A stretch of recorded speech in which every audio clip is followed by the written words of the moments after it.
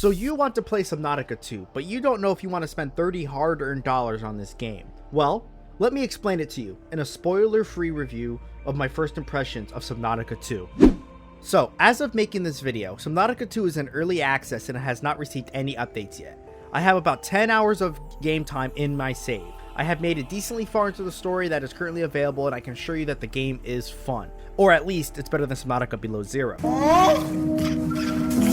So cute! The gameplay is similar to Subnautica 1 and Below Zero, so if you're familiar with both those games, then you'll have a great time with this one. I actually think this game feels smoother than Subnautica 1 and Below Zero. You don't get stuck on random stuff as much, and so far it has fewer glitches and bugs in both games combined, and I think that's a good thing. I was very put off by the fact that the devs wanted to release it in early access. And I'm an early access hater because I think it allows devs to get away with making a half-assed product and then claim they will fix it in about a year. It's shallow, but I think the game is better than most games still in early access right now. The content, the size of the map, the building, the entities, everything feels like a full access game.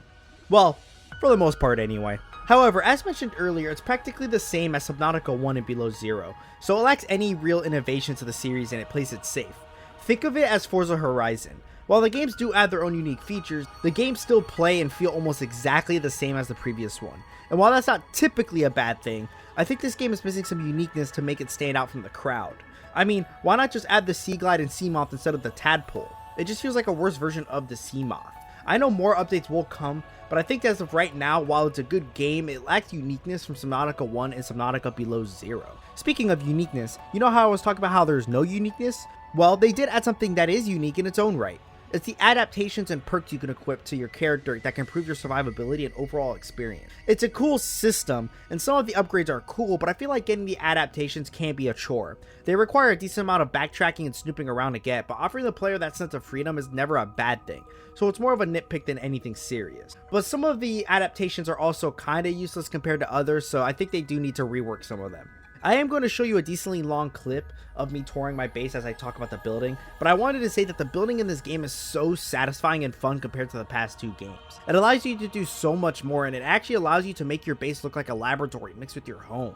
The new ways windows can be customized, the way that you can add archways and walls, and the way that you can make the moon pool whatever size you want allows for so much freedom, and I am here for it. I don't really have any complaints about the building in the game, at least with how I built my base. I didn't experience any bugs or issues that made me not enjoy myself while playing. If you love building, then you will love this game. Of course, I would love to see more options such as doors, but it's still good for what it is right now. How about the tools and the vehicles? They are relatively basic and pretty similar to the first two games, but they changed enough to make them slightly different and unique from one another. Instead of having a knife, you use a survival multi-tool that allows you to get more resources from harvesting certain materials and cutting objects. But it doesn't deal any damage, so it's really only useful for self-defense when it's your last resort. The Sea Glide was replaced with the Wake Maker, and while I missed the design of the Sea Glide, they do the same exact thing, so it's nothing really crazy. A new tool that was added is the Sonic Resonator. It shoots a burst that can stun or knock back anything you encounter.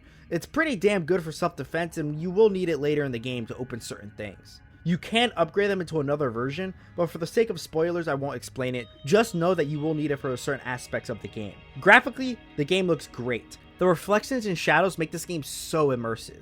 And when you turn on the setting that blurs your vision at the distance because of the water, it adds so much tension you can't make out a black blob swimming in the distance. The game doesn't run too badly considering my hardware. I can run it at 1440p high with frame generation at around 100 plus FPS, and I don't notice any major lag spikes unless it's trying to load a chunk. But the game is decently optimized for me, and I hope they can optimize it even better with future updates. The Leviathans in this game are cool and scary though, and let me tell you, it's extremely scary being chased and seeing one of these things. I think they learned their lesson from Below Zero, because while the ice worm and shark thingy were cool, they just couldn't live up to the horror and shock of the Reaper Leviathan from Subnautica 1. But in this game, these two Leviathans do a good job at bringing back the fear, and their designs are super cool. Good job, devs. Good job. So what's the main takeaway? I think Subnautica 2 is good for a game that is in early access. It offers plenty for the player to do, improves upon the two previous games, and doesn't reuse old things without trying to make them unique. Although, as I said earlier, my distaste for early access games cannot be ignored, and I personally would likely tell you to wait for a few more updates just to get some more content. They already released the roadmap, so I'm sure those updates will come soon. If you have the money and just can't wait, then go ahead and buy it, you won't be disappointed. But if you're unsure and don't like early access just like me, you won't miss anything by waiting for a few more updates. Eventually they will change and add more stuff, especially since they announced new biomes are coming soon. But before I end this video, I just wanted to say that I'm so glad that you're all supporting me. I can't believe we're almost about to reach 400 subscribers. I am glad that I have all you watching my videos and giving me your opinions on those videos. They are helpful and I make sure to read as many as I can. Until our next adventure, have a good day. Goodbye.